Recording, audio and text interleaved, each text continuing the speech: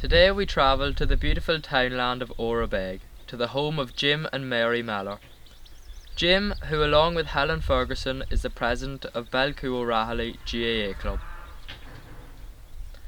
Hi Jim, thanks for taking the time to join us today.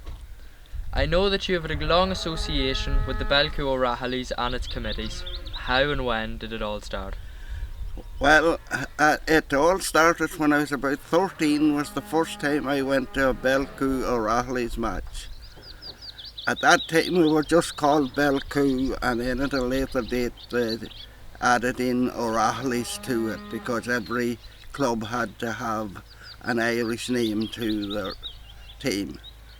And from then on I went nearly to every match that Belcoo was played in, and that's how I started with Belcoo Club. What were the early years like at the club, and was it much different than it is now? Well, there'd be no comparison to what it is now. In the early days we were playing in what we called McFadden's Field. That was down at Cantry Mall. The far end of the field was about twice as wide as the near end, which is hard to believe, but that's the truth.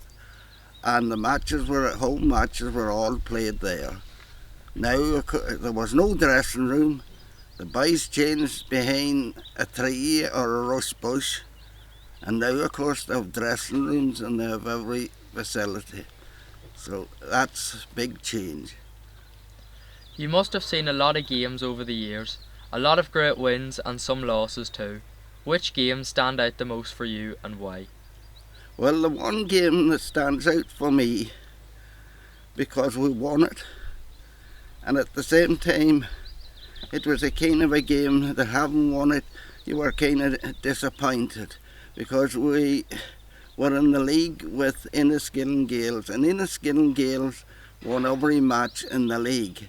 But the county board decreed that there had to be a final, and we were runners-up, so we played them for the championship, in the league championship in Derrygonley. And we won it by a point, a goal scored in the last kick of the game by Mickey Higgins.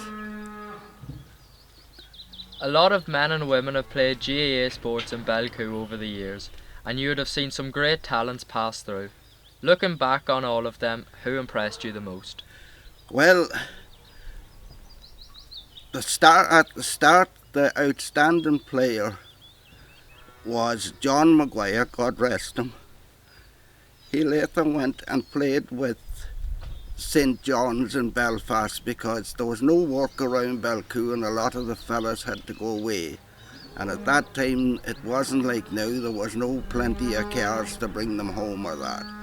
John Maguire was an outstanding footballer. He played midfield with Mickey Brewster on the Fermanagh team that won the Junior All-Ireland in 1959.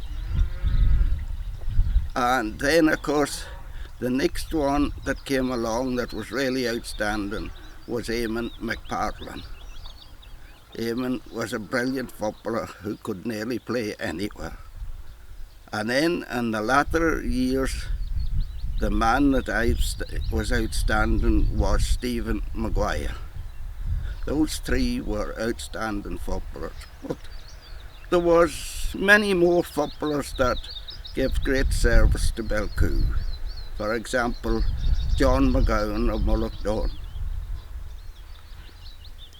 Tom McGrath up at Latoon, and Jimmy McGullion, and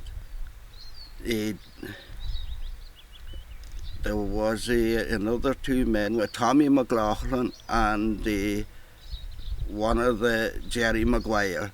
They used to come down every Sunday. They had a strange thing, they had a wee car when none of us had a car, and they used to come down of a Sunday to play with Belcoo, and they never let us down.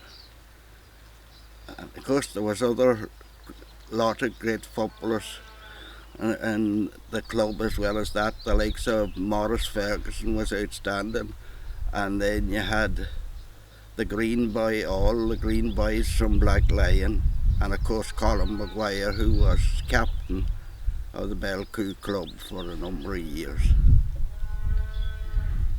Gaelic sports have been played in Belcoo for over 100 years. When you were a boy, what do you remember about the people who ran the club in those early years, and what was the game like back then? Well, the game back then was a lot tougher than it is now. The goalkeeper got very little support. Usually he came off the field with a bit of blood running off him from some angle or other. He'd get a skate, and it was, as I say, the fields weren't like they're done now. They were just ordinary fields. There could be grass that'd be a bit long, and that was the way it was in them times. The different life altogether. As a past player yourself, Jim, what position did you play? What did you enjoy most about playing? And lastly, how good were you? I wasn't worth tuppence. That's to tell you the truth. Like the fella, I played minor and that, but then I really spent most of my time working on committees and that.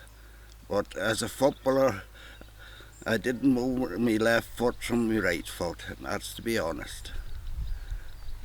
Today our club has a strong female input in both terms of both playing the sport and in the day-to-day running of our club.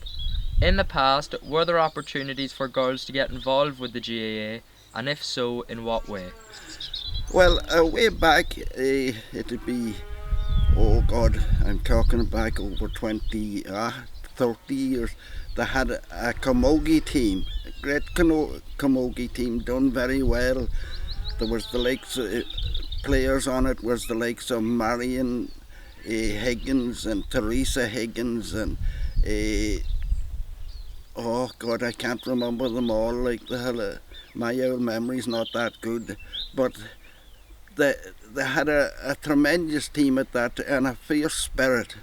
They had a great spirit. In fact, I often thought they had a better spirit than the football club had, you know. So that's my remembrance back of then. As someone who has been in the GAA for such a long time, what is it about the GAA that appeals to people? Well, it's the friendship and the teamship. It's great to have a club that sticks together through thick and thin, and that's the main reason for being in the GAA. You have sat in many GAA committees and in other local community groups over the years. What achievement are you most proud of? Well, I'm most proud of the way the club has progressed, and I'm delighted that this year they have so many ladies involved in it. They seem to be doing a tremendous job, and I wish them the best of luck. In recent months, the club has entered a 3-year plan which will include some major upgrading to our facilities. I know that you attended the open night which formed part of the planning process. Are you excited about the club's plans? Yes, definitely. It's great to see it, and I wish them all the best. What do you think the next 100 years will look like for the club? Well, unfortunately, I won't be around to see it, but I hope that they continue to have a good club in Belcoo and that stick together, men and women and all. It's great to see the young girls doing so well in the club at the present time. There are a lot of young teams, ladies teams, and they're doing very well, and it's great. It's something that the club should be proud of. Jim, thank you for taking part in this interview and for your continued commitment to our club. Thank you.